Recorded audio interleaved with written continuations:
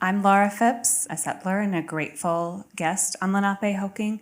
We heard from Joe Baker earlier about the history and the presence and present of the Lenape, which was such an important reminder, I think, that the effects of settler colonialism and displacement are ongoing, which was, again, a reminder for me to think about my responsibility both as an individual and as a representative of a Museum of American Art. What really my responsibility to Indigenous art and artists, and to, among many other things, centering Indigenous perspectives is.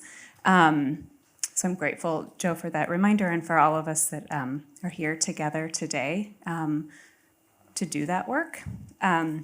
I am also, along with Caitlin Chason, the curator of Jaune Quick-to-See-Smith Memory Map. Thank you to Jaune for everything.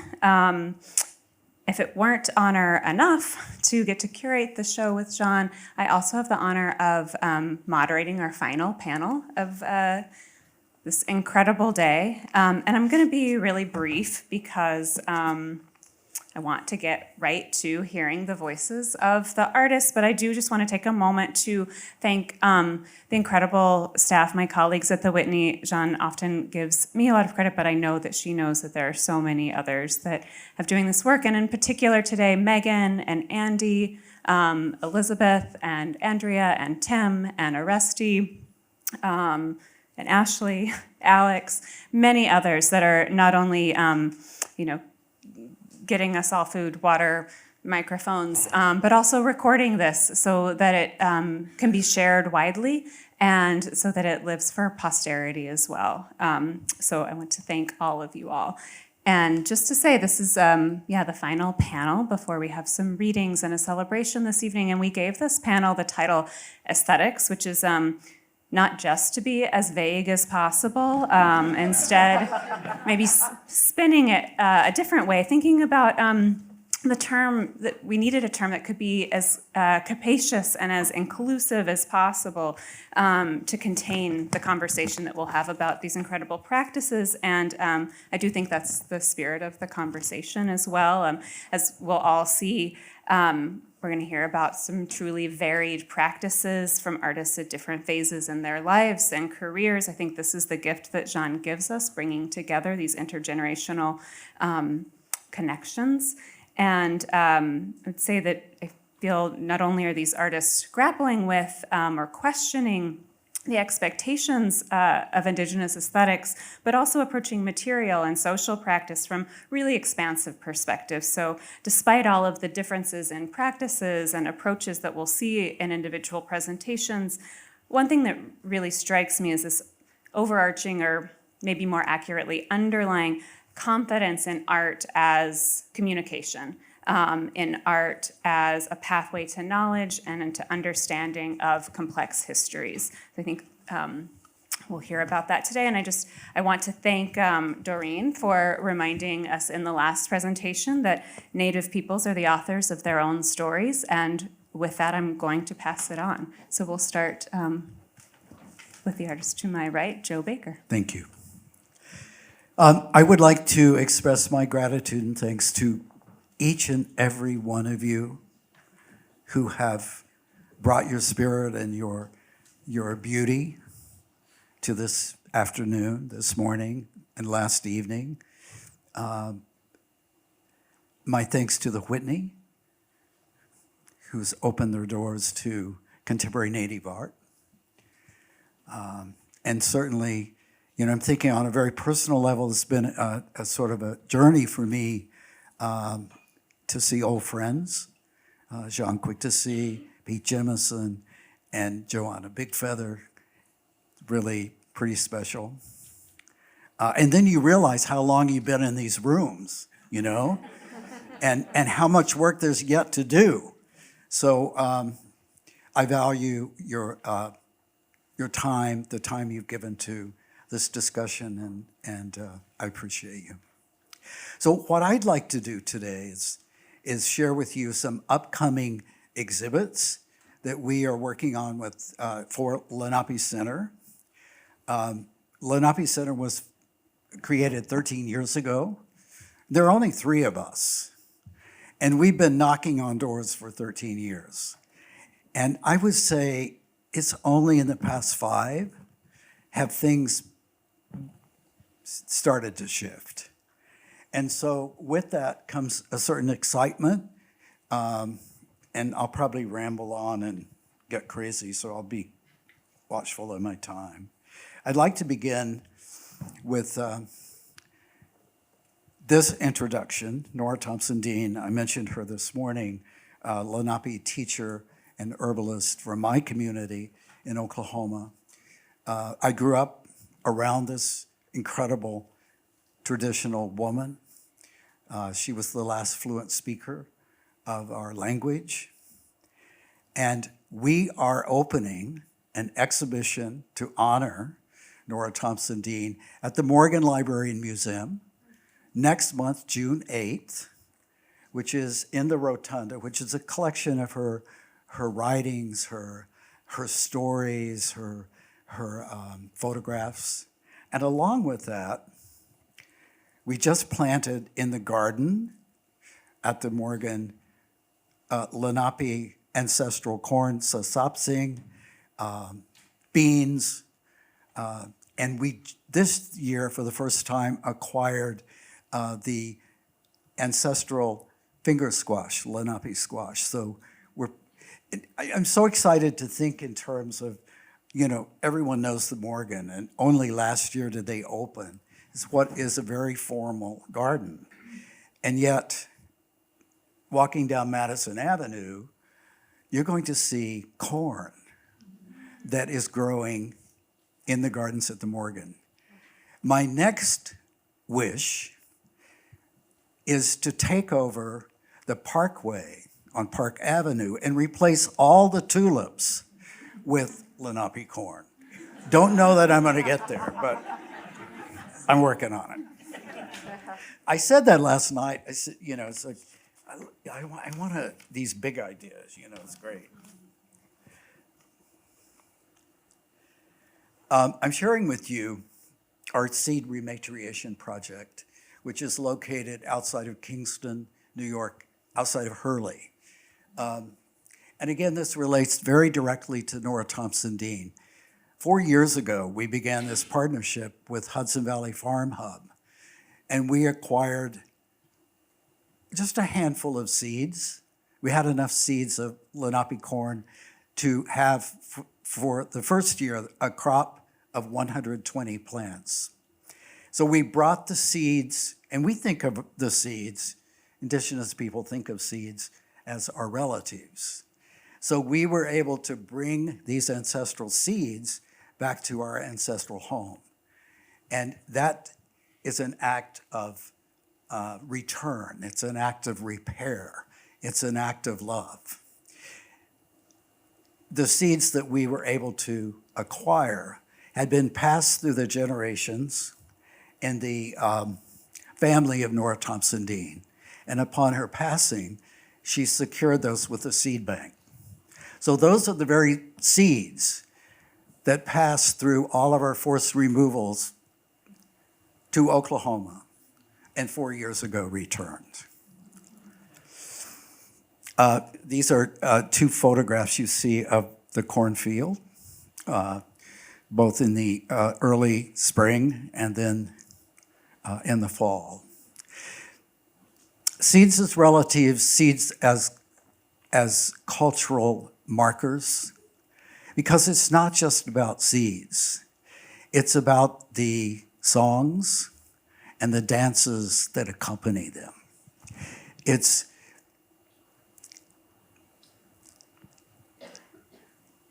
about sustaining life. So I'm just thinking here for a minute. Someone said, hey, what happened to that Joe Baker? He moved to New York, he grew his hair long. And I hear he's turned into a radical. And I said, well, wait a minute. Someone who knew me from Phoenix said, oh, he's always been a radical.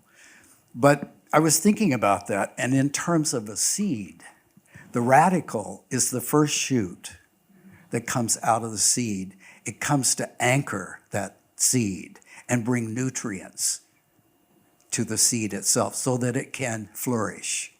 So to be a radical is to be really special. So I take that as a compliment. We also are growing 3 different varieties of Lenape beans. And then the other thing I would say about seeds, it's been a learning process for me. I didn't know there were seed collectors. You know, I've been in the museum for many, many years, and I'm well aware of collectors who collect our belongings and keep them. Well, there's a whole group of these seed collectors who have acquired indigenous seed, they keep them, and then they market them and profit from them. And they've taken our seeds from our communities and they hold them hostage, like our belongings in museums. So I'm really, really excited to see among our young people a keen interest in farming, a keen interest in agriculture, sort of a return to the natural foods and lifeways of our people. Along with this process in the garden, we last year brought back the corn mask through a carving. We carved the corn mask pole and installed that in the garden. The process for me was exhilarating and beautiful and very much not done individually, but done in community. The paint for the ash itself was ground charcoal for the black and red oxide for the red. And the medium was bear fat. And what I can tell you about that pole has been up through the seasons over a year, and it's still perfect. It still holds. And there you see the pole installed in the Lenape garden. That's our co-director, Curtis Zuniga, who returned from Oklahoma, our tribal community, to work within the garden. A new exhibit opening September 9th at the Michener Museum. I'm co-curating along with Laura Igo, who is in the room. Wave, Laura, there she is. The exhibit is entitled Never Broken, Visualizing Lenape Histories. And this image that you see is a painting, one of the propaganda pieces by Benjamin West of William Penn's treaty, which was really propaganda to just, it was horrible. And we, through this exhibit, hope to dismantle this inaccurate narrative of indigenous histories. Along with the exhibition,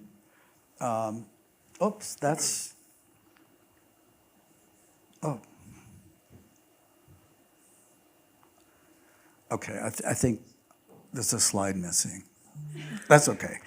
Along with the exhibition, we have brought to the discussion, we've commissioned Lenape artists, contemporary artists, to respond to this historical narrative and in creating new work.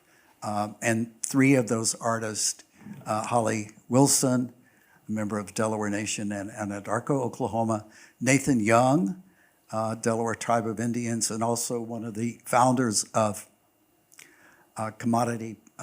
Post-Commodity, and David Half. So I think this really represents the first time that we're going to see all contemporary Lenape artists responding to historic narratives within an exhibition.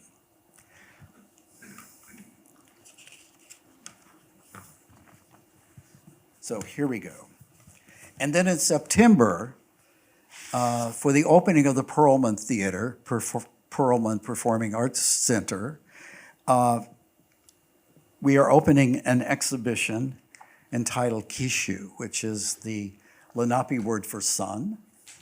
It is a series of large format photographs of the corn mask pole by Devin Pickering. The photographs were taken over a period of 5 months and in the time frame of sunrise to twilight. And those will be exhibited in the Doris Duke Theater as a commemorative exhibition for the opening of the Perlman Theater. In addition to that, we are creating a live performance entitled When We Left, the Land Noticed, and that is being choreographed by Lenape Center with a special guest appearance by Roman Zaragoza, who is going to commemorate the opening of the Performing Arts Center. You'll hear the deep resonance of the water drum, and we've been able to bring back the war dance songs that haven't been sung in hundreds of years from archival footage that was housed within our tribal offices. And recognizing and reclaiming these traditions, these connections, I think is necessary to our healing. And I think for all of us, all of you who are invested in this art narrative, it has the potential to bring new life and new energy and new wholeness to life's magical experience. So with that, thank you, Wanishi.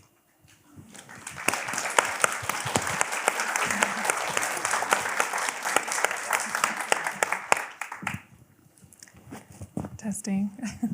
Bonjour, Nindanoe Maganidak, Andrea Carlson, Indigenous cause.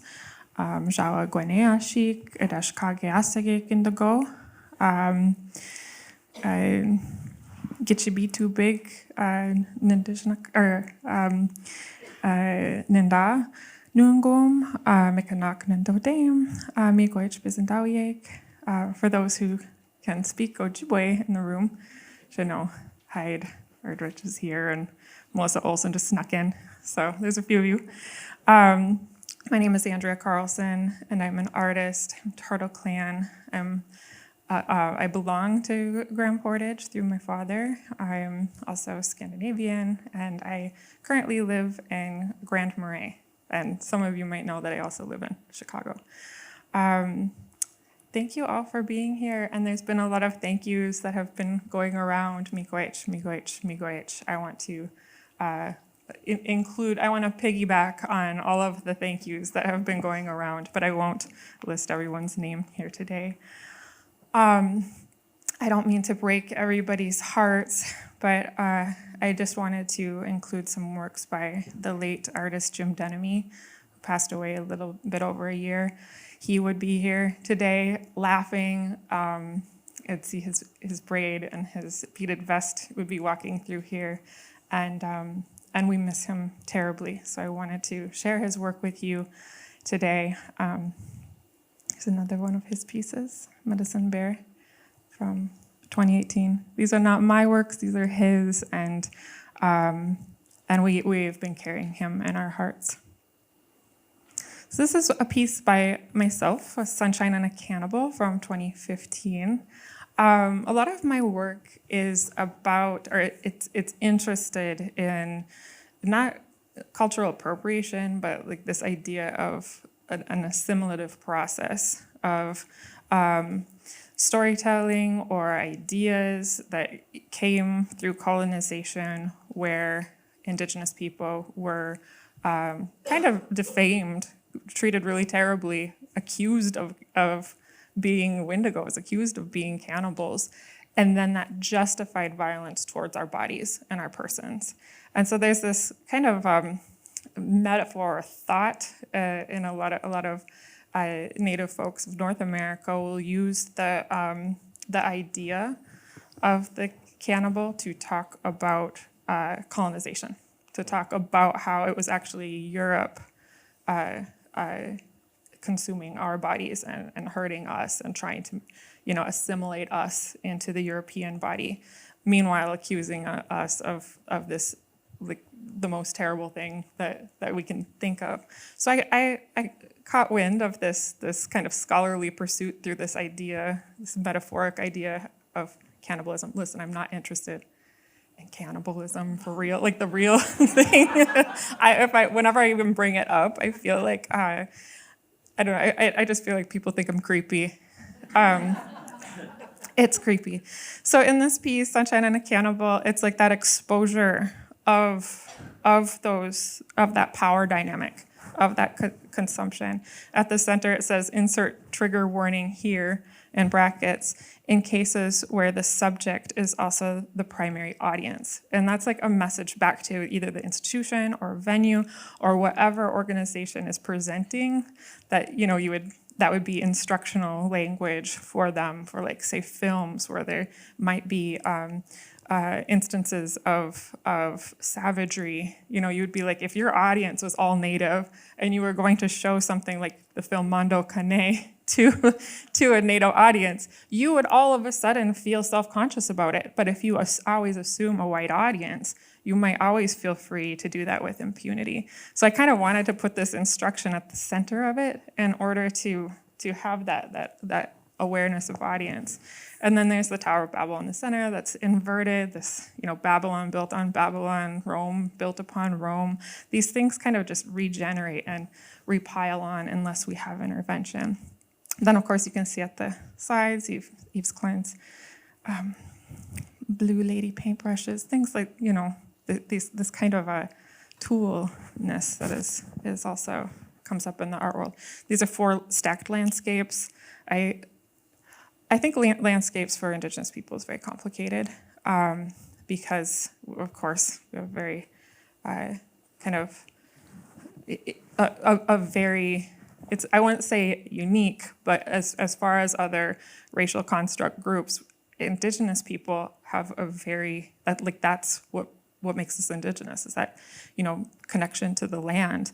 We have an Ojibwe oral tradition and thought and philosophy is that, we're on the 4th world. There's 4 worlds. I have them stacked up. I also want to make landscapes you could never get into. You could never get into my paintings. You're very aware of the surface. You're aware that these are cut up pieces that you couldn't pass into. You can't get there from here.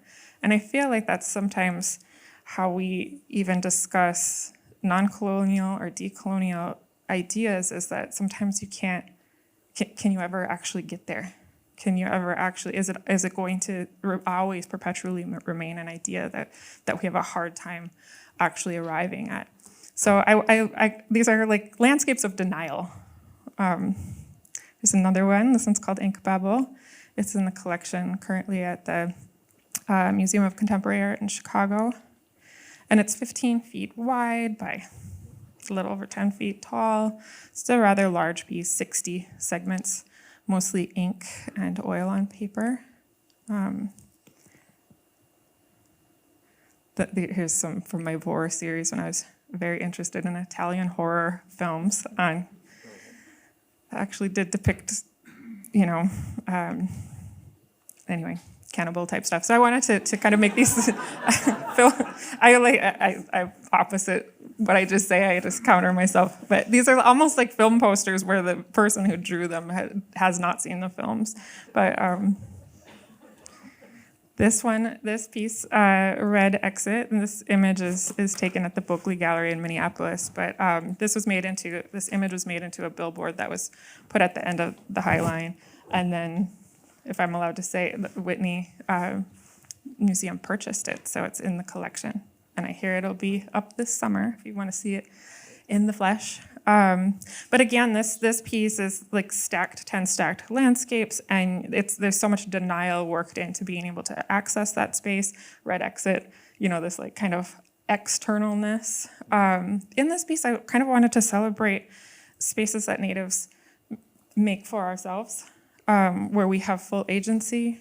But this was also coming, it was put on the end of the High Line, when people were starting to get out more.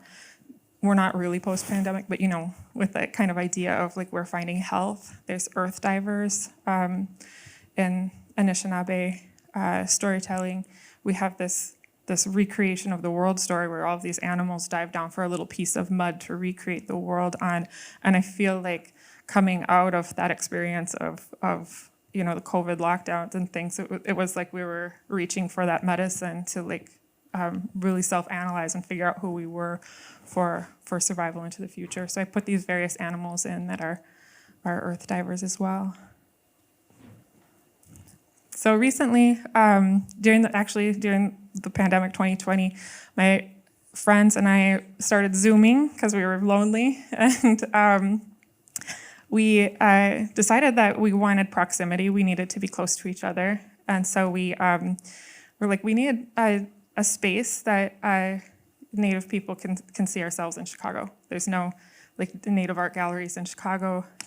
No commercial and then the Native artists that do have gallery representation by Chicago galleries don't live in Chicago. There's this huge denial of Native artists in Chicago that just we don't have local representation. Our representation is all outside of Chicago. So, but we're like, we shouldn't request that of these spaces. We should make it ourselves. So we got startup funding from the Terra Foundation of American Art, and then space in the Marquette building, which is where the MacArthur Foundation is located. They've given us space for 3 years, and we're currently building that space out. This is at Chicago Expo. We've done a few booths right now. There's at least one artist in the audience, John Hitchcock on the side, and then going from left to right, John Hitchcock, Monica Rickard-Bolter, Holly Wilson, who was just mentioned, Tom Jones, Deborah Yuppa Papan, and her husband, Chris Papan, who are also very amazing artists. Monica, Deborah, and Chris are co-founders of Center for Native Futures, along with myself. The other image has Dakota Mace, Tom Jones again, and Holly Wilson. And this was the last Chicago Expo. So that's the future part. We're gonna make it. We're gonna make the spaces.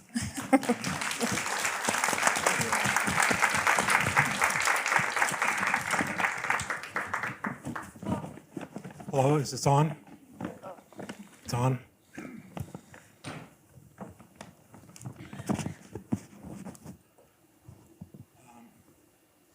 I'm Joe Feddersen. I'm a member of the Colville Confederated tribes, and I live on the traditional lands of the Okanagan, one of my tribal affiliations. I taught at Evergreen for 20 years. And since my retirement, I moved home to be back in my community, to participate in our community. And before I talk about my work or anything, I wanted to mention that one of the things that we do in our community is we have a lot of firsts. We have our first root gathering, our first huckleberries, or when a young man gets his first deer, it's shared with the community. And I look at this event here, and I hear a lot of times people say this is the first Native person here at the Whitney, and this is really a true thing to celebrate, this being first, and it really is important to our people. So thank you, it's really great. I'd also like to thank everybody that took the time to be here and to support us all.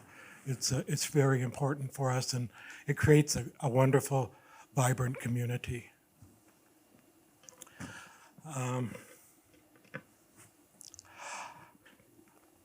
I met Jean in about the early 80s. There was a strange thing that happened. They have that conference with Native art history, and it was in Seattle at the university, and I think it was 82 or 83, and they actually invited Indian artists to talk.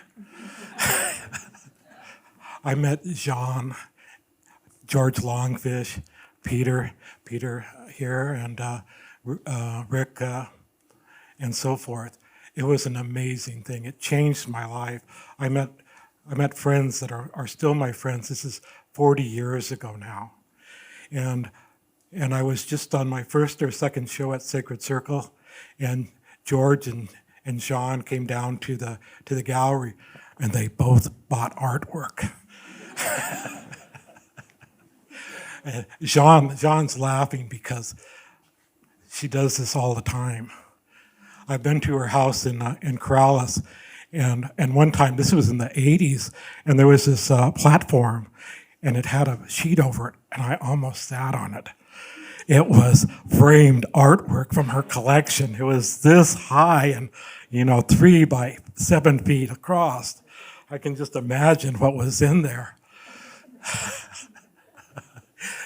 She remembers that time. So this is what, my work is really about me responding to the world around me. And everybody knows Seattle. And this is one of the rainscapes that I made in that time. And this is another one from that time. Jaune and all of those people I mentioned have been part of my life since the early 80s. And Jaune and I did this project that was called the West Seattle Cultural Trail. And it's still there today. This is like 35 years old now, and it has different different things along with it, and it has this is a viewing station. So you look through that peek hole and you see photo images transformed onto the landscape.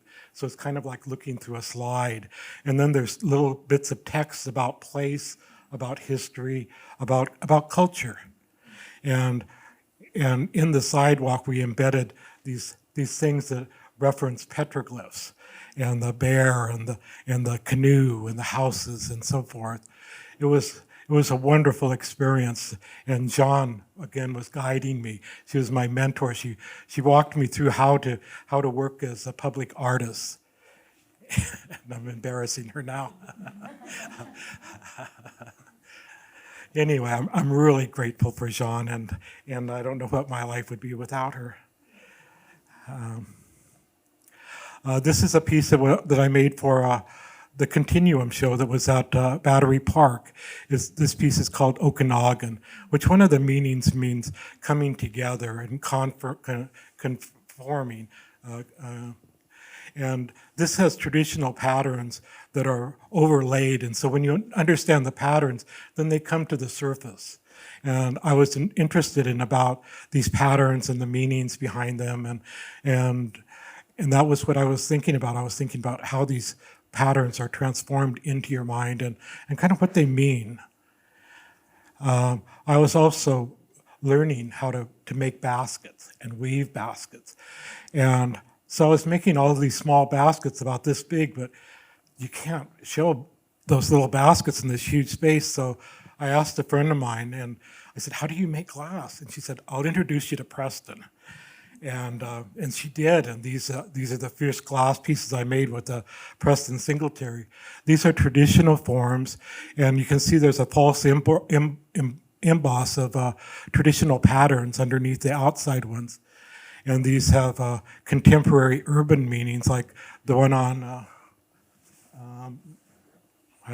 this one is a parking lot. I can't figure out right and left, and it has a woman design that's in the background, and the one that's on the other side is a highway with HOV lane, and the idea was that people would think these were traditional patterns until they understood that they weren't, and I remember, Vi Hilbert was one of our storytellers in Seattle, and she came up to me and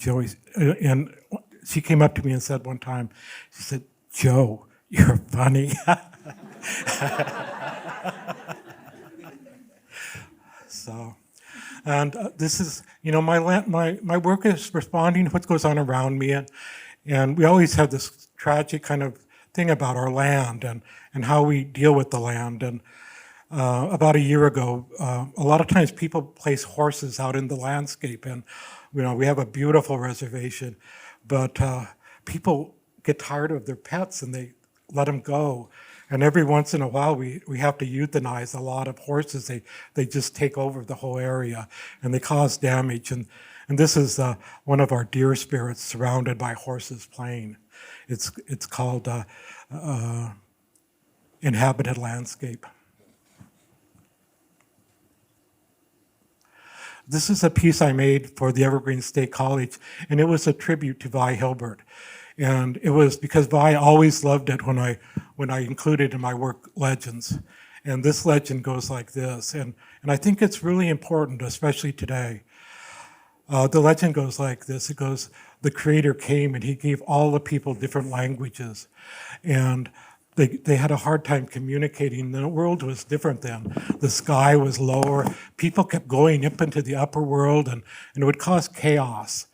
And somehow they all came together, even though they didn't speak the same language, and they pushed poles, and they shoved the sky up to where it is today. And so you see all of the people on the bottom. They're all brown. And they shoved them up these little crosses. Those are the symbols for stars. And the ones that didn't participate became the stars in the constellations above us. What I really like about this and about the legend, it talks about people coming together to make change in the world, because we can. We have that power. We just need to come together and do it. And gatherings like this really demonstrate that we can educate and we can uplift people's knowledge, and we just have to work together. This is a piece I'm currently working on. There's one at the Renwick next week. It's called Charmed, and I told Jean the name was it, and she made a piece like 30 or 40 years ago called Charmed, and I was thinking of that when I made this, because when I made it for the Institute, I told them I could do three things. I could make a charm bracelet, I could make a wind chime, or I could do a petroglyph. And this incorporates all of them.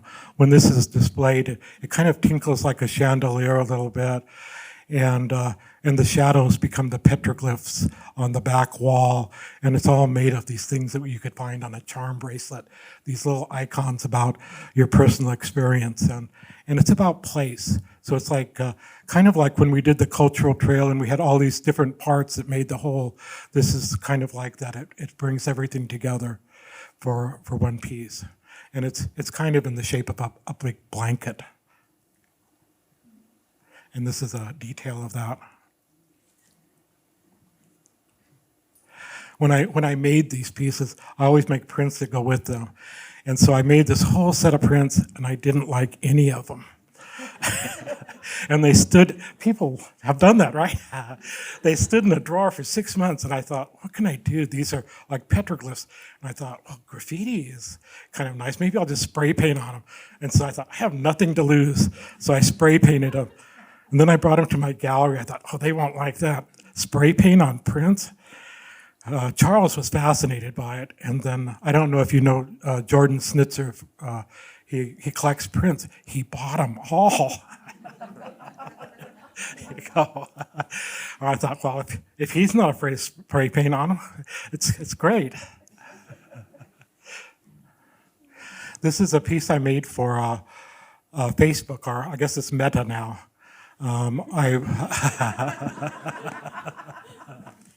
It's in one of their office buildings in the Seattle area. This is called an occupied landscape, and it's to remind people that they're not alone in the landscape, and that we're sharing it, and that everything has a spirit, and that we have to make sure that we take care of the others, our friends, the animals, and everything.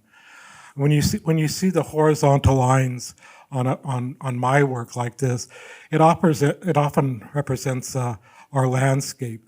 When we look out on our landscape, you just see lines that are horizontal lines, and I was driving some friends of mine around, and they said, "What kind of a geological formation is that?" And I looked at that, and you think, it's just a hillside, and then you go, but they were seeing the tracks, the animal tracks that over 20,000 years created these lines on the landscape, because every pattern, is enriched by repetition, and so every footstep enforces the patterns on the landscape. And I think about how that everything that we do informs our surroundings and is part of us. This is a hand-woven one. This is the Burke Museum just purchased this one. It's one of the original hand-woven highway with HOV lanes.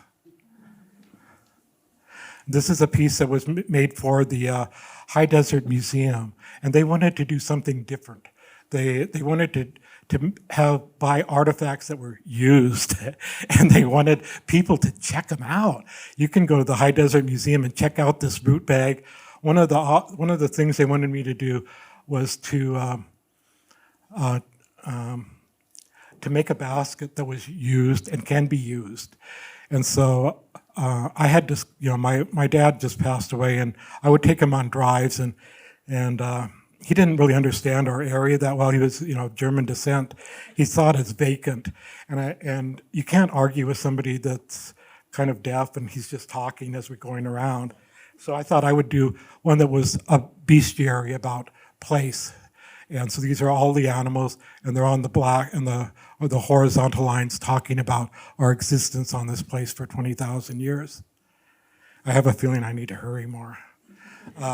I wanted to do a project that brought people together, and it was called Terrain. I invited all of these plateau artists to come together and to make pieces that reflected our culture. These are a list of the artists and poets. For some reason, the poets came in and it just felt right. And so I invited all these plateau artists to come together. And when you bring plateau artists together, it's a wonderful sense of community. And the idea was that they would send in like 5x7 lino cuts, and we would print them. And one of my friends, Ron Caraher, he was my photography teacher at UW, he said, "Joe, do you know we're going to do 4,000 prints?" Because everybody got 2. And part of the idea was that we would set aside 15 of the portfolios to go to museums. So all of the younger artists all of a sudden had their work in 15 museum collections. And part of the deal was that if they accepted it, they would show it within 5 years. So they have 15 exhibitions on their list. And the more mature artists, they helped the younger ones, and they were obviously the reasons that museums were interested in this portfolio. And it's about helping one another, and when we printed it together, and we had book signings, and it was a wonderful way to strengthen community and to build friendships across the plateau. And one of the writers was Sherman Alexie, and this is his. You can tell I'm a master of media here.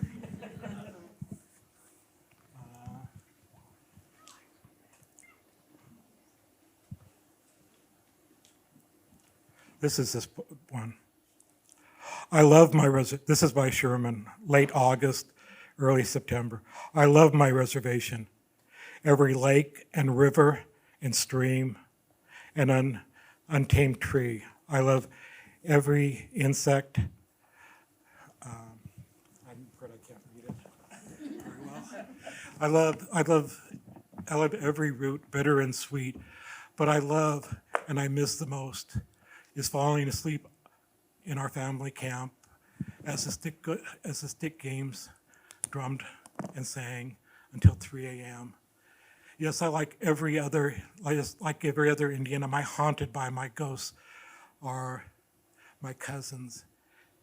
And my cousins have become birds that now gamble against the Seattle sky, and as they sing the familiar powwow lullabies. I just love the way that everybody responded to their own way of viewing their own culture. This is Jean's piece here. I was amazed at how busy Jean is, that she would take time for us to do this really small thing. Am I done? Oh, thanks. Thanks. Jean took time to participate in that, and it's really important. And this was really successful because it brought us together. And this is Neil's piece here, and Corky's, and Jim Lavador's piece. And I'm gonna try to say this one better. This is Abalone Tears. He comes from there, a secret peripheral society, singing and dancing, nourishing snow. He comes from there, that place carved with rattlesnake trails and eel tracks. He comes from there where eagles slapped abalone teardrops from her iridescent face. He comes from there, a spot where people are born of the blood from the heart of a monster. He comes from there, those that understand why 7 giant wicked devils stand trapped. This is by Miles Miller. Anyway, this piece we did to build community and to participate in our own culture. So anyway, I want to thank you for your time.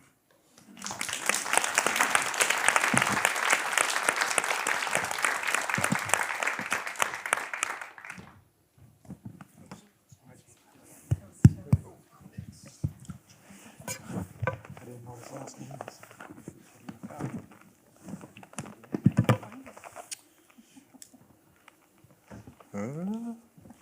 Hey, I'm Jazz John. Hey. And I'm Nebraska Winnebago, Mississippi Band Choctaw, and European. And I'm based in Santa Fe, New Mexico. And thank you so much for having me. And just being here is truly an honor. And I'd like to thank the fantastic Jaune Quick-to-See-Smith for the invitation, as well as the ever extravagant Neil Ambrose Smith over there. Also, a huge thank you to Laura and the Whitney Museum for allowing me up here to ramble at you hello this afternoon. And so now I'm just a guy, who likes a story.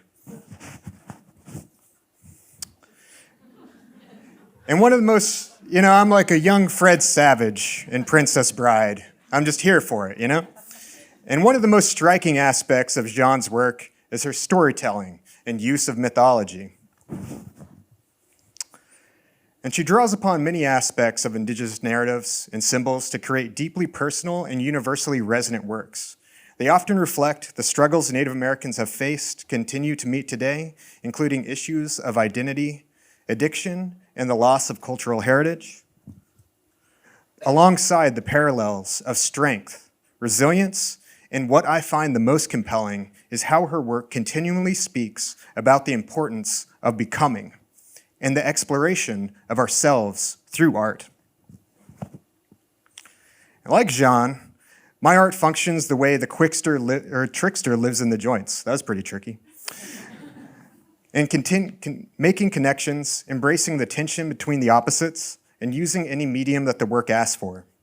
Much like rearranging the symbols of an old dream, my work presents a collection of images composed of eclectic cultural iconography, raw dream narratives, and a personal quilt of archetypal patterns that make up the American psyche.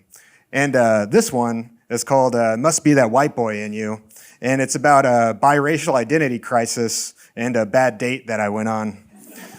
And because most of the time, I feel like I'm just crafting together an awkward quilt, and combining parts that make some whole and just trying to make sense of it. And dreams are funny like that. Whether the dream maker is us or something else, dreams speak to us through images and abstract narratives, and it's the unique speaking to the unique. But like a dream, my work requires a host body, a narrative to inhabit, and like Jaune, often pulling from humanities' collective dreams. Most recently, I've been creating a series of zines that explore the Winnebago hair cycle, which can be found at the gift shop. That's a slide, that one's for Neil. The hare is more than a trickster. He's a different complex. A foolish hero battling evil spirits and monsters, eventually becoming a self-sacrificing savior. This is Hare's project, to create a proper balance in the world that leaves space for the in-between, with humanity at the center. This character, although a cultural hero, is full spectrum. He's sacred and profane. One minute, he kills a monster, brings a friend back from the dead, but then burns some pregnant women alive. Which, that'll happen sometimes, I guess. But But this full spectrum is very similar to Jaune's. I know that's a hard transition, but stick with me. Not that Jaune's out there burning pregnant women or anything, but it's in her presentation of this full spectrum as it extends from the complex, often gory history from which she works, a history we've all seemingly and collectively have sprung out of. And dreams are funny like that too. You could receive a very sacred dream vision, or it could just be Ray Liotta in a Ferris wheel. And this time he has 4 corn dogs, and it's all mysterious. And you just never know. And that's something that I think about a lot. And much of which can be seen in my work, Spin Your Pins, Sundance through COVID 2022. This piece was recently included in a group show at the CCA in Santa Fe. When creating this work, I wanted to make something radically personal. And this is my 4th year Sundancing. This dance and community have been incredibly transformative for me, so why wouldn't I want to share it? However, the Native art world has its own set of rules, and one of them is not making work about Sundance. After 2 years of COVID, tensions were high when our dance finally resumed. This piece was my attempt to capture the experience while hiding personal and sacred symbols through abstraction. And some are only legible to those involved in the ceremony, but many are accessible through the shared visual language of tattooing. I drew inspiration from the connection I made between Plains ledger drawings and tattoo imagery, both of which use similar symbols to document events, many strikingly similar to dream images. And tattoos are one of the most human marks and can be seen on the bodies of my Sundance brothers, many of whom, like myself, have made radical changes in our lives through recovery from addiction. But I'll be out there dancing, on day 3, feeling hella sacred, and out of the corner of my eye, I'll see a glimpse of a tattoo of a naked chick on my brother's throat, and the tendency is to chuckle a little bit, Especially when you're out there dancing and fasting with no water for 4 days straight, you just kind of bro down naturally. And so this type of humor is included in this piece because it's a raw and human connection to the reality of the living ceremony. But the Native art world still has its limitations. Even the curator, Danielle, who shares the same spiritual practice, questioned whether she would receive backlash for including my work in the show, asking literally how much shit she was going to get. And I told her I hope none, but if she did, just blame it all on me, But, however, after the opening, I received a lot of positive feedback from fellow dancers and community members, vastly outweighing any negative. And I believe I couldn't have created or even attempted this work without Jaune's early trailblazing, which continually investigates what it means to transform and change ourselves expressively as Native people. And here's my goes in the air fam. Because through the perceived controversy, all I really wanted to showcase was my personal experience in the story of a struggling community that saved their ceremony through determination, commitment, and humor. And that's one of the medicinal powers of Jaune's art I most admire, and how it can inspire us to re-examine our cultural narratives. Jaune is a master of creating installations that make striking connections between these familiar figures and materials, and her work often invites us to explore our own. And in Jaune's ASMR video that's on YouTube, which is very relaxing, Jaune said about this piece, Indian Madonna Enthroned, that she was making so many Madonnas that she created this one to get rid of the colonial Madonna figure within, and pulling it out of her and reconstructing it. I find it such an exciting synchronicity that without having known the story until a few weeks earlier, I'm currently exploring and rearranging the content of another historical female figure. The goddess Columbia, the female personification of Columbus and America, as the Venus de Milo. The work is the centerpiece for an upcoming solo show based on 1893 Chicago World's Fair, the Columbian Exposition, commemorating Columbus's voyage, which, if that wasn't gruesome enough. the fair welcomed 21 million visitors to a dream city of Roman pavilions and the horrific spectacle of a large chocolate Venus de Milo displayed alongside a desiccated corpse of a newborn Indian baby. And through my research, I've become driven to find some kind of resolution by actively re-entering the scene and reimagining it as a historical dream to be resolved. I'm creating a new Venus de Milo, a hollow slip-cast mold made of white chocolate with a mold of a human baby made of 14-karat gold held inside. When switched on, an electric current will heat up the gold within, melting the Venus de Milo from the inside out, revealing the golden child and bringing new light through the devouring fat. By speaking through the distillation of these characters and scenes within the America's shallow myth, I hope to create a bridge for overstepping its boundaries. And for me, this work, like Jean's Madonna, is also an invitation to rewrite our stories, to reimagine our history, and to challenge our assumptions about who we are and what we can become by embracing a reimagining of humanity's stories that continue to love us. As Jean's incredible lifelong work and retrospective have demonstrated, history isn't only about the past, but about the patterns, symbols, and stories that make up our future. Thank you. And these are being sold in the gift shop if you want to pick those up too.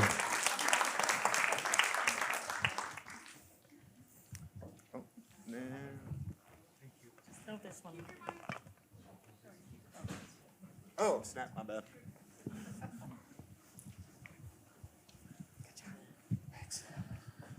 Good afternoon. I'd like to thank Jaune for including me in this important event and acknowledge that Jaune, Peter, a generation of artists that were here in New York in the late 1970s, early 1980s, are actually my education in today what sometimes we refer to as Indigenous art. I feel I had a pretty good intersectional education to kind of talk about, the Black scholar Crenshaw's notion, which is, I think, the way in which Indigenous thought and scholarship has always worked. And so, crazy me, I actually thought about this notion of the aesthetic, and I began thinking about what, the use of that term, a highly European, highly Western European thought. What are we doing with it? What does it represent? How do we appropriate it? Is it something that is meaningful for us?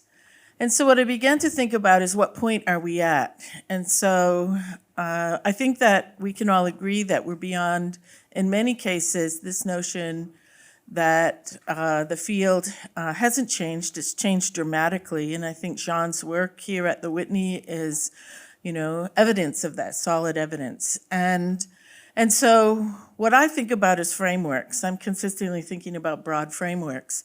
And so if the aesthetic, the notion of the aesthetic marks the achievement of a society, which we have to argue, that's one of the ways in which the aesthetic is applied. It represents some sort of leveling or recognition of achievement. I think that we have to think about where we fit as Indigenous peoples in an ongoing space that refuses to acknowledge its settler status.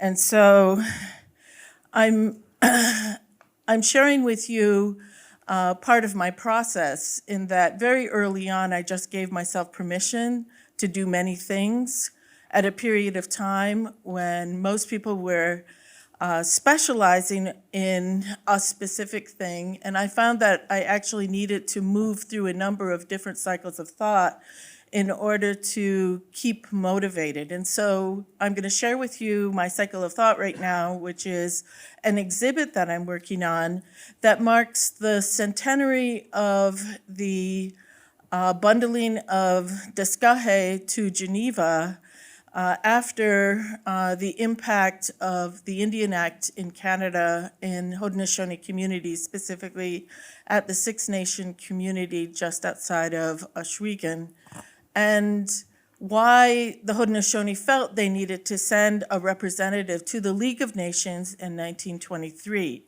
And so this year marks the centenary of that moment.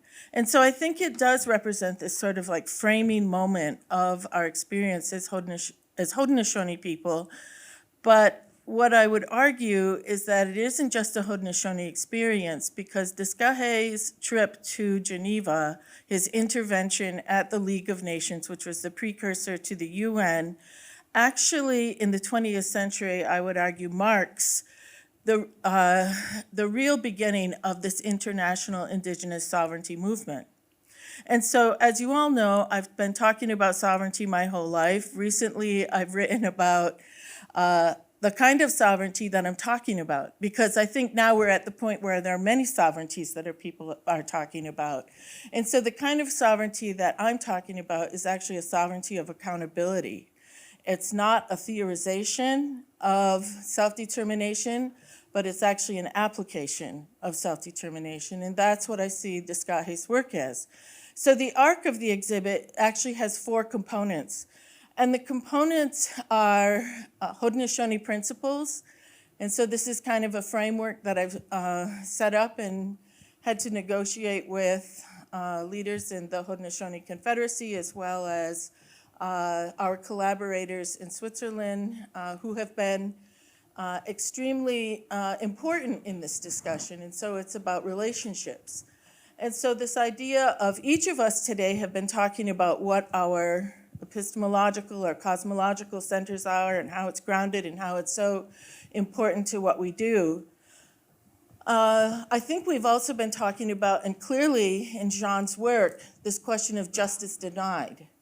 Because as Indigenous people, we haven't achieved justice yet on a global scale, or even in the Americas, and in particular in the Americas. And then I'm also looking at this idea of anticipating Indigenous international law. And so this law isn't just a law, a jurisdictional law that we recognize in the courts in the carceral state of most nation states. But this is about a law that is determined by a greater sense of being in the universe that I think a number of our people are talking about today, and I think a number of the artists are making work about. And so in order for us to move forward as peoples, as human beings, I think that these two things need to come together. And so also in this exhibit, it's about the role of allyship. And in particular, in this exhibit, when Diskahe failed, and he did fail, we were not able to be recognized or speak on the floor at the League of Nations in 1923. And we were not recognized by them as a nation state.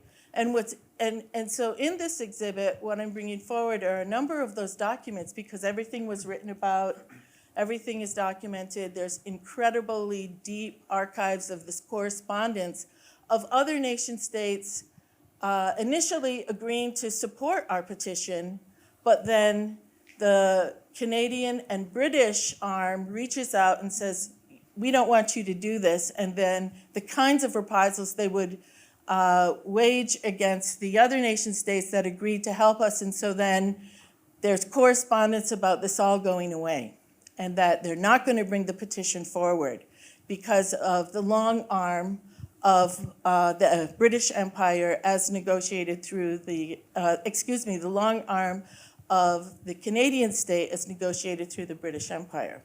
And it's interesting because how do you reconcile that and exhibit with a seemingly favorable environment in Canada today?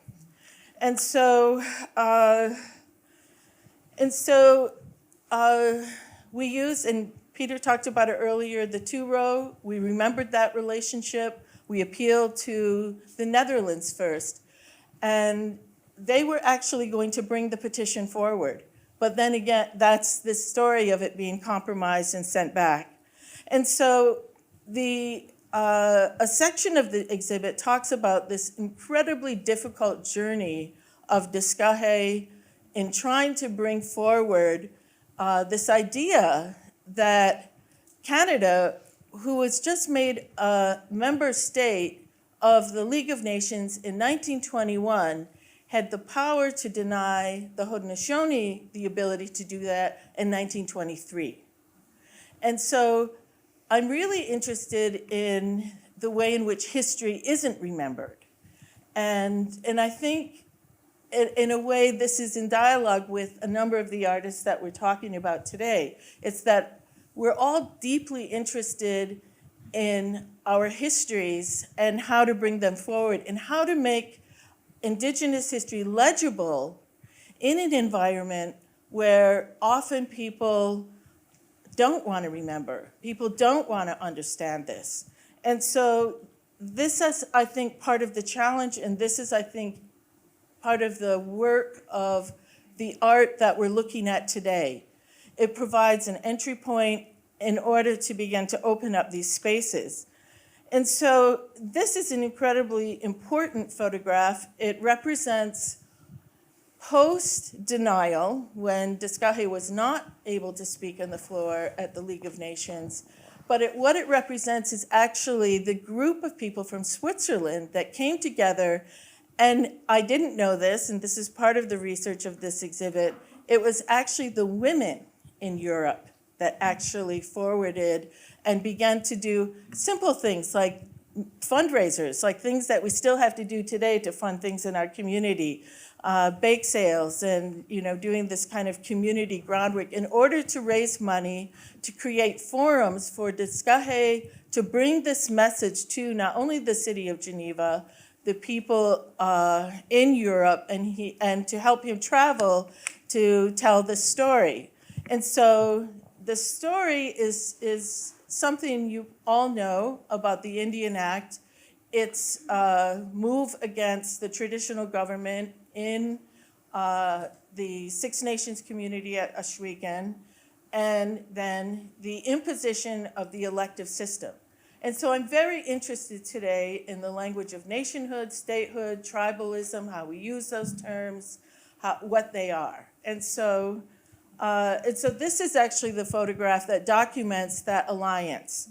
And there's a new contribution to scholarship here, which is to recognize that it's actually women, European women, that actually supported our people. And they were interested in this support because of the women's nomination belt. And they began to understand that within our territories, it was actually the women that would select the leaders, and they also had the responsibility to depose or dehorn leaders if the way in which they were thinking our community should be governed wasn't happening.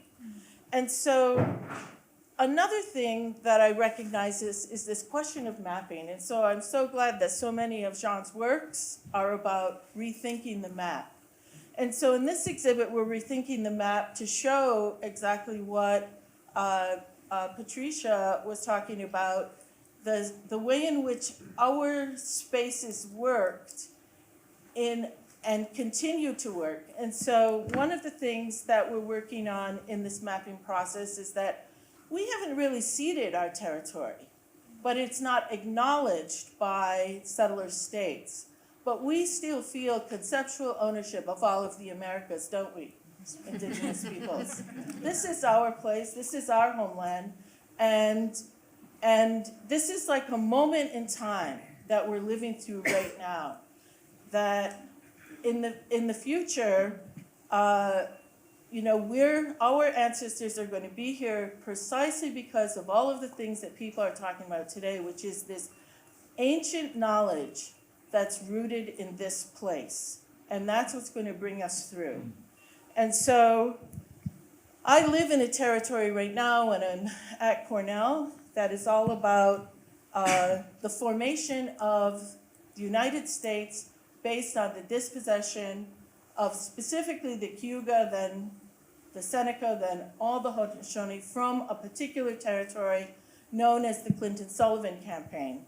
And so the more we become familiar with the specific histories of displacement, and it's interesting because we scoured map making all over North America, map makers, to look for a dispossession map. And we couldn't find one. And so we're making one. And it's based on when treaties, because treaties are always seen in this sort of quasi-positive light. But in a sense, treaties are really about the pulling back of our territories and responsibilities. And so I'm going through this very quickly. There are actually 60 panels, and there are actually 60 panels. I know I project, but I'm sorry. Okay, thank you.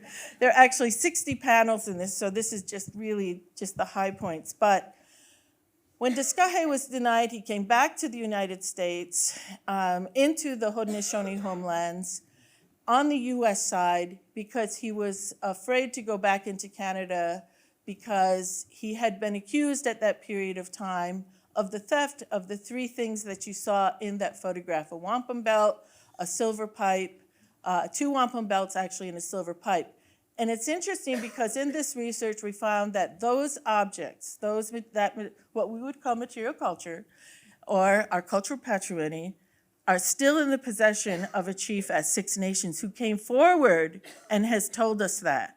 And so this idea that, this rumor that got started, that he had taken it, and then the reason why he had to come back through the eastern door, through Mohawk territory, and then I think the Haudenosaunee think of this territory as shared use space, Joe, so sorry. Anyway, I'm sorry. So I don't know. We could talk about it later. And so we came back to this territory, and the connection to, I guess, my passion for this and the connection to this is that after he gave what was called his famous last speech, which we looked for a recording of in our communities, in the ether, there's this notion that there's actually the last speech. And we will have a website that you'll be able to go into through QR codes from the exhibit. And what you'll find is all of the archives that we looked at and how it's really improbable that there exists an electronic or even a digitized copy of the last speech, the actual radio broadcast. And so we have tried, but I always say this publicly so that in case anybody out there actually has heard it or knows where the archive is, they can contact me. But the point is that he came back, and this last speech, I find, is no different than the things we're talking about today. It's been 100 years, and the same points that he's making in that speech, we can just read it today, and that's it. It's the same point, okay? And so I guess, and this is just a personal preference of mine, but whenever I'm in this mode of curating, I'm always including artworks in the exhibit, because I think the artworks really provide in-depth insight into what these moments are all about. And so I've included a piece by Peter. I've included the discussion of border crossing, and where this relates is that when Discahe came back, he went to Tuscarora, he stayed with my grandfather, who's in the middle there, and many of you have seen this photograph in my artwork, and I was thinking about the corn blue room and the use of all of these things are tied together, and I was thinking about performance today, and how the only way that we've been able to be here today is that we've consistently had to put our bodies on the line. And so Discahe came back, and there's this famous passage called, that he said this to my grandfather, it's fight for the line. And at that period of time, that line was about the border that crossed us between the US and Canadian state. I think that line is different today. I think it's because have we eclipsed this moment of the nation state? Have we eclipsed this moment of where is that border today? Where is that line today? And so this is what I feel like many of the works and things we're discussing today are really about thinking about that line. But I do think it comes back to this idea of this balance of power between men and women, that we're struggling to reclaim that in our communities. We profoundly need that. I don't think we've achieved it yet. And another work included in here, this idea of another way in which we are inscribing our agency, at least in Haudenosaunee territories, is this idea of having a passport to confirm our status as a nation, as nation. And I think these are all really interesting questions for us to really begin to discuss after 100 years. What does this mean? Andrea brought up this notion of the fourth world. I don't find many people using that category today of the fourth world, but it's a really important construct that it's almost as if the absence of that recognition. And so all of these ideas are going to be included. But one of the things that I discovered in this is the dearth or absence of certain photographs in our historic record. And so I recognize that we need to consciously include women in our construct of leadership. And so I thought this, and I believe this will be a significant photograph in the future. And I thought it was important to take because I cannot find one single photograph from over 100 years of Diskahe with his clanmother. And so there have been 4 Diskahes that have held the title, and I cannot find one photograph of Diskahe with their clanmothers. And so this is a historic photograph, even though it's very traditional and very straightforward, but it's about the historic significance of this, and that this is the title holder today, and he's with his clanmother. And we need these images for the future in our communities. And so sometimes I feel that that sometimes we overlook even the most obvious things, and that we really need to pay attention to this as makers. And so where are we?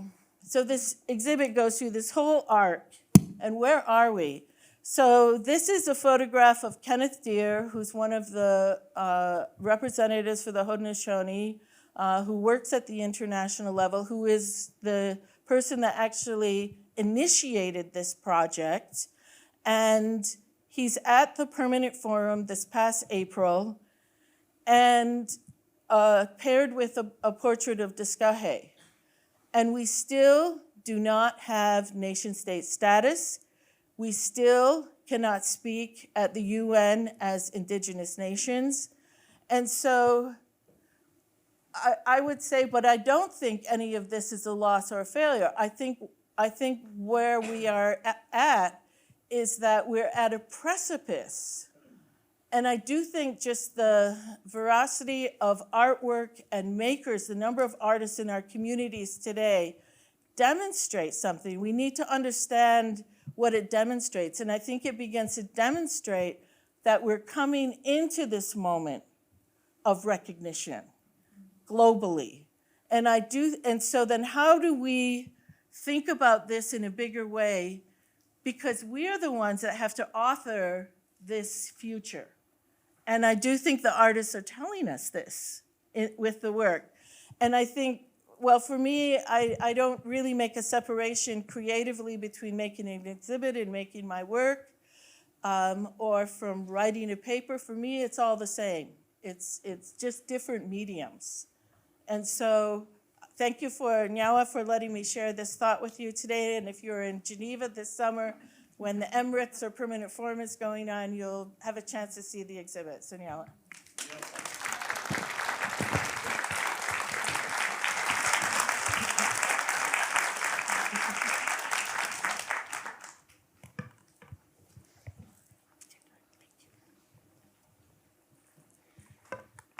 Okay. Whoop. I am Marie Watt. and I would like to echo all those who have preceded me in just thanking the Whitney, our hosts of this beautiful land here today, the Lenape, and also all the amazing people at the museum who've made this program possible, and especially Jaune. Okay, I was thinking a lot about Black. And part of the reason I was thinking about Black is because I learned really early on that Jaune sort of wears black as armor. And so I wanted to acknowledge the lady in black. And I wanted to just talk about a few words then that I associate with this woman in black. She's a rebel, a radical. She's rigorous. She's an advocate and a poet. She is a connector. She's resilient and a storyteller, a trickster and a teacher. She is stubborn as all hell. She is a mentor. She is a vocal matriarch. And she is a rigger. And you know, one of the things that I associate with Black too is mourning. And we've seen a lot of images in the last couple days of people who are no longer with us, and I want to acknowledge them. And I think we wear black for them as well. And lastly, I want to just acknowledge Jaune's resilience. So when we talk about kicking open the door, I think it's great. I also want to remind people that we need to keep it open with either a crowbar or, being Seneca, I would say like a big piece of steel, maybe an I-beam. And the other thing I want to acknowledge is that, like, maybe, and this list is so incomplete for every artist whose name is there. There's like thousands that they're connected to.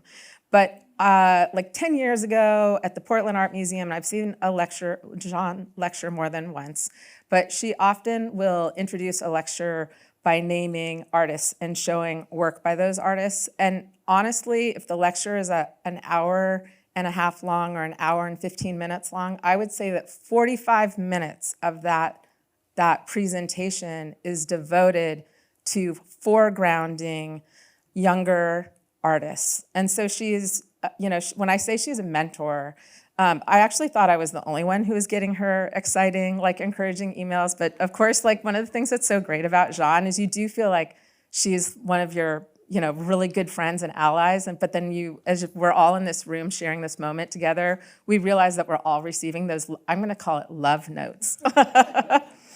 So, I just want to, like, the artists that I've listed before are on the screen right now. Some of them came from this lecture in Portland where she actually shows images for every artist, and then some of them come from the Portage collection, and then some were sort of additional, and then some people are in the room and I didn't put your name on for, like, no, you're here. So I just want to, like, give a shout out to Linda Loma Heftawa, and actually there's a few people who are not here because they have passed on, so I want to talk about Gail Tremblay, Michael McCabe, Harry Fonseca, James Luna, Truman Lowe, and Jim Denami. All right, so we all in this room have a responsibility to our ancestors who've come before us, and this present generation, and those in our future. So I just wanted to talk a little bit about my work, and I thought I would just focus on how using this material of tin jingles came into my practice. I was an artist in resident at the Denver Art Museum around 2012 and 2013, and I was invited to, I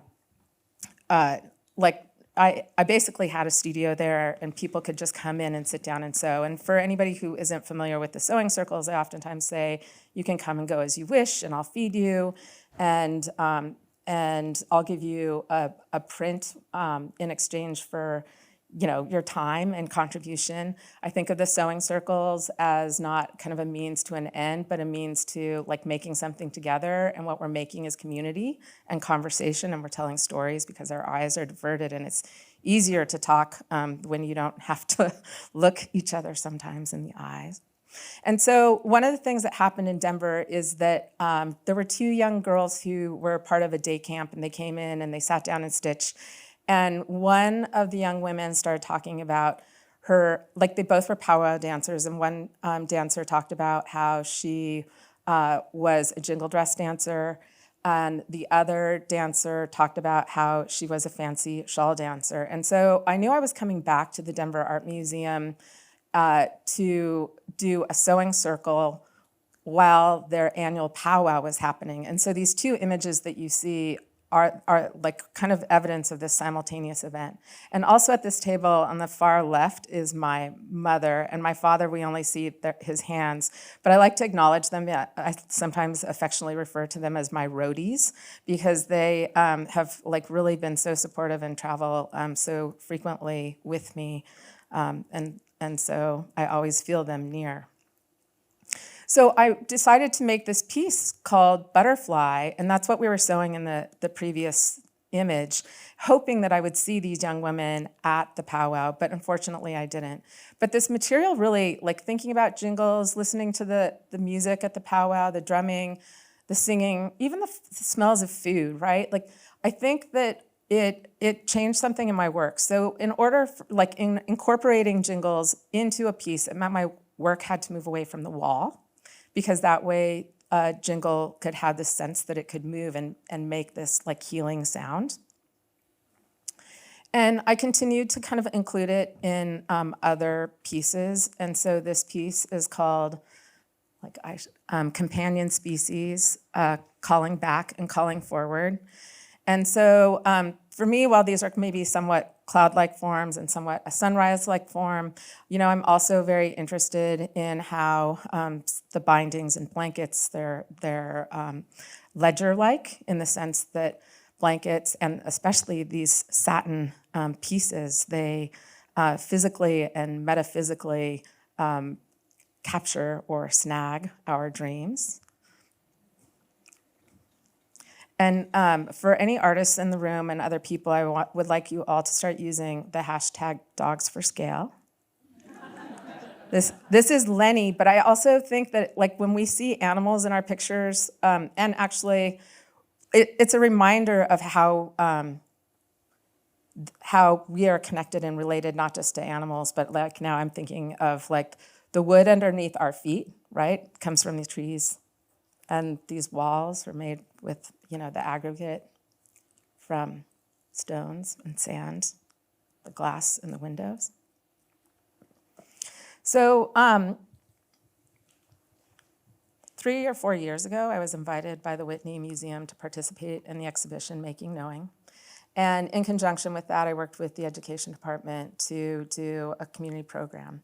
And we started with this poem by Joy Harjo called Singing Everything.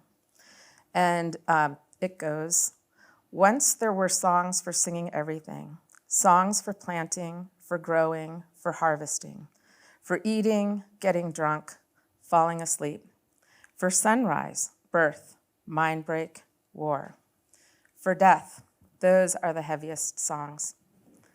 And they have to be pried from the earth with shovels of grief.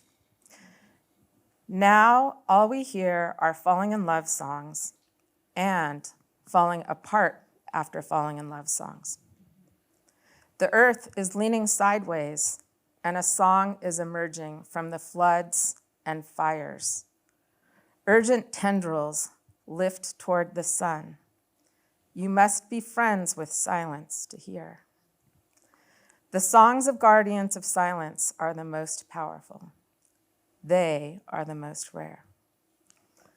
So what we asked people in the community to do is to respond to this poem and coupled with this question, what do you want to sing a song for in this moment? And participants, actually, is anybody in the room? Did anybody in the room participate? Can you raise your hand if you participated? See a few participants. Thank you. participants were invited to send in a word for something that they wanted to sing a song for in this moment. And I think there's this understanding that it could be something you want to sing a song for today. What you want to sing a song for today might be different from next week or a month from now or even next year.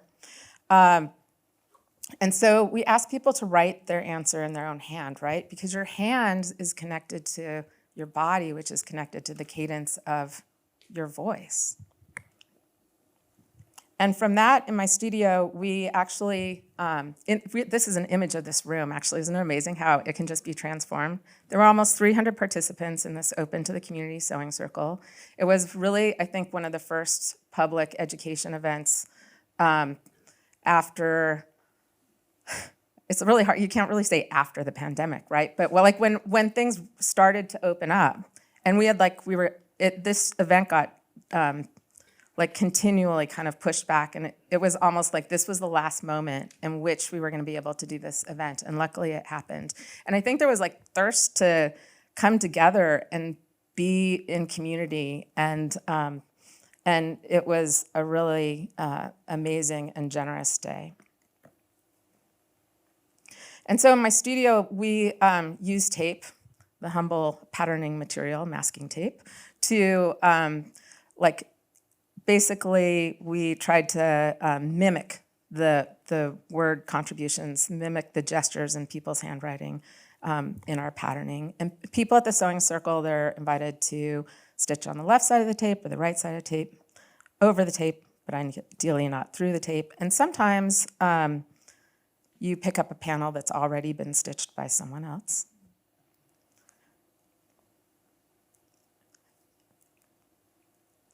And so 3 pieces resulted from that sewing circle, and they're actually currently on view right now at the Mark Strauss Gallery through tomorrow. And I think the thing that's really important to know about these pieces and the way they're composed is I was really thinking about the word crescendo. So as I go through these 3 slides, you'll notice that the jingles, they change in the way they gather and are arranged.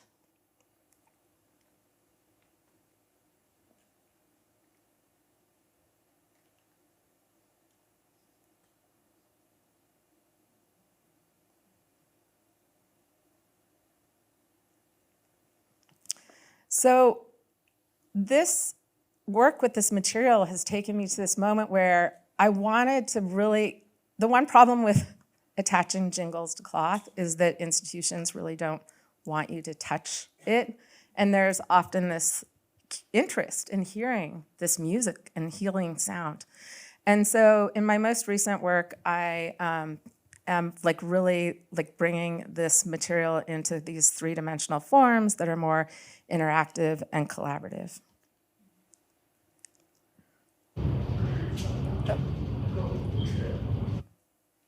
Sorry, I think there was a film, that sound was attached to a film. And I don't know if it's there or not, and if it's not, we're gonna be just fine. So in the recent work I've made, it's gonna go to Chicago. And when I sent it, before sending it off, I really wanted to acknowledge all the people involved with the fabrication and bring friends from the Native community in. And so there was this gathering in which Acacia Red Elk danced and had this sound collaboration with these new sculptures. And there's 12 new sculptures, and 3 come together to kind of create this, this forest-like environment in which you can kind of walk through these sculptures. And then there are also a accumulation of 3 in which they're on disco ball motors, but they turn slowly, and so you can hear that sound. And if this video works, it's the last thing I have to share, but if it works, I will just say that these I really considered my prototypes. So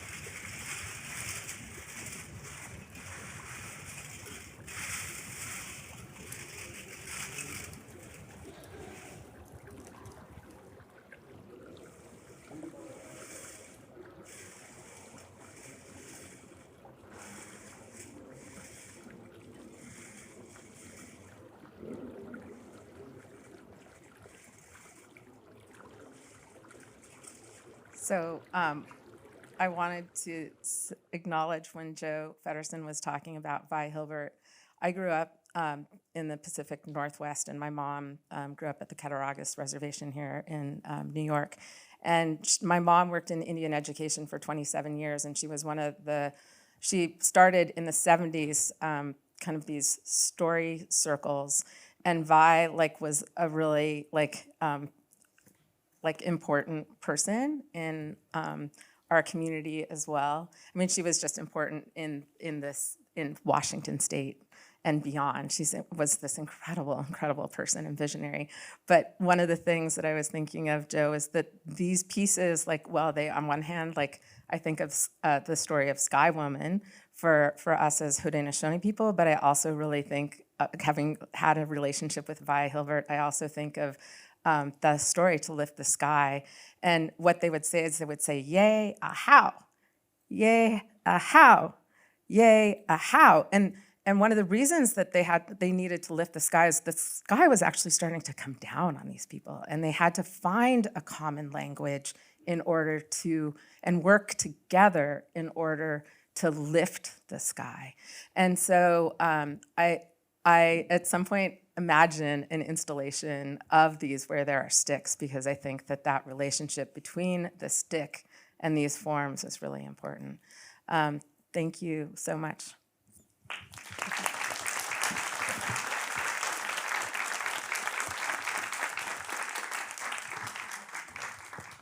Thank you. So I believe, in the interest of everyone having a bio break, a new term I've learned, before our readings this evening, we aren't going to open it up to questions and discussion, which is sad, but I also feel like you each shared such incredible and really diverse approaches to the way that your art is made, circulates, can be understood, and thinking about how Jaune has talked so much over the last couple of days about where ceremony resides. I like to think about the way that you all shared this today as a sort of continuation of Jaune's thinking about ceremony in our lived experiences. And we'll have more time for conversation individually after the readings, but I just really want to thank all of you all for being here. This was it was really special for me. Thank you.